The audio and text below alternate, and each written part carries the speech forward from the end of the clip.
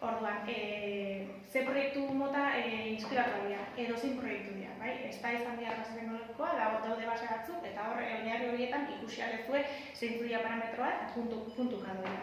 Orduan, hori epaimaiera pasatzen zaile, eta epaimaia puntu horien arabera, puntuaketa bat lortzen du proiektuak, eta finalera pasauko da, edo ez. Zera, finalera pasauko da ez, oinarte, finalera pasau dira proiektu dana. Azkenengo 2 urtetan proiektu asko jaso ditugu, orduan feedback jaso duguna da, proiektu larregi dela afari bertan horiek azalpena entzeko.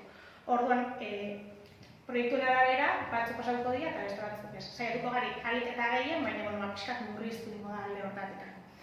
Eta animatzen zaituzte, baita ere, ez bagazu proiektu bat, baina ekintzaia sari edo enpresa munduan ibiltzen sari, gerturatzea honekin ego afarira, da momentu bat proiektu berriak ikusteko, ze gertatzen da gure eskualdean, eta ez bakarrik gure eskualdean, baizik eta Euskal Herriak, ze horrek urtetan Euskal Herriko puntu ezberdinetara etorri dira honekin sarira, eta diru hortatikan 5 euro jasalko dira herri sarira, ontsa esalduko dizuet ze sari hongo dira. Ordean, animo baita ere afarira apuntatzea. Afarira ere apunta holia lehen ere ez ezan, baina apuntauko da webgunetetan baita ere. Egongo da inspiratzeko link bat. Eta gero sari daude 2 sari, honekin saria da 2.000 euro, aurten laboral kutxatik eskutik, eta 1.000 euro eramango da honekin saria.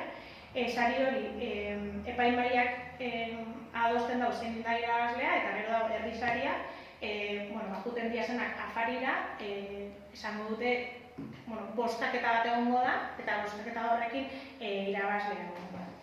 Eta horrek 1.000 euro eramango ditu, eta dituko zailo partaide, juten da bakoitzan 5 euro gehiago. Horreko urtean 1.400 izan zen gutxi gorara, biru. Eta hori honekin saria, eta horretxako hemen gauzela baita ere,